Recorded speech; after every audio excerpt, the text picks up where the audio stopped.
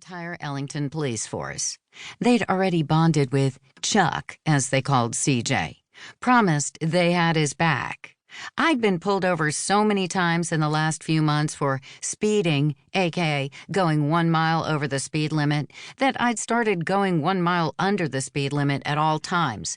Not easy to do living 15 miles from Boston. It caused a lot of honking, brakes squealing, and one-finger waves. It had worked until some smart aleck officer decided to pull me over for obstructing traffic. I had so many warnings that I was sure everyone on the EPD knew the exact number of points left on my driver's license before it got revoked. It was like a game of chicken for the Ellington Police Department. Who could get the closest without going over? The gunshot caller could be one of Tiffany's fellow airmen. The security forces squadron was a tight-knit group of people. CJ and I had called them our kids, since we hadn't been able to have any of our own. Lots of airmen were 18 and 19-year-olds, fresh from boot camp, far from home, carrying big guns, little guns, and some in between.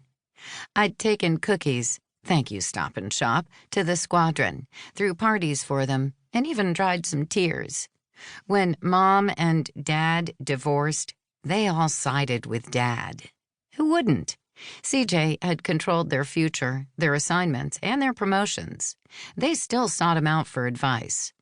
Too many of the Southern boys thought I should stand by my man. Too many young girls believed that leaving nasty messages on my Facebook page would get me out of the way so Tiffany and CJ could be together. What they didn't get, no matter how many times I'd said it, was Tiffany could have him. I was done. Checked out. Adios, amigo. I regretted the one drunken Facebook message I'd sent Tiffany, telling her, in no polite words, to call off her dogs. The next morning, I'd deleted my Facebook page. Maybe the gunshot caller hoped they'd wake me. I was already up, ready to head out to some garage sales. I looked out the window. Carol Carson stood in front of her store, Paint and Wine, on the other side of the town common, waiting for me to pick her up. I called her shop Paint and Wine, wine with an H, and was very grateful to have a friend like Carol, who always listened to me. I grabbed a light sweater, then headed out to my Suburban. I was taking Carol to her first garage sale, a tag sale for those in the Northeast. I'd known Carol and her husband Brad since our very first assignment. We had just clicked. This was the first time we'd lived at the same place at the same time since we'd met 19 years ago. They'd moved from base to Ellington 6 months ago. Carol opened a store where her ingenious method meant anyone could create a painting. Between the shop, her 8-year-old twin boys, and 6-year-old daughter, she didn't have much free time.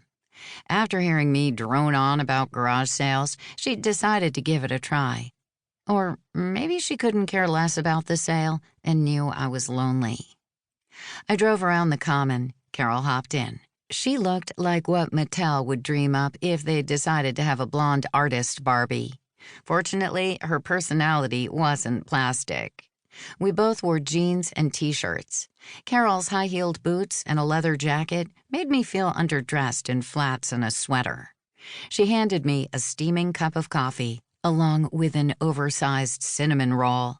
The roll smelled way better than the cinnamon-scented air freshener hanging from the rearview mirror. "Homemade?" I asked, before biting into the warm roll. Yes, it made me feel less guilty for deserting the family on a Saturday morning. The kids are attached to our routine of pancakes and snuggling up to watch cartoons. These are heavenly. I'm glad we finally ended up at the same base at the same time again. Not just because you make the best cinnamon rolls on earth. Me too. I don't know what I would have done without you here to help set up the store. How's Brad's new job going?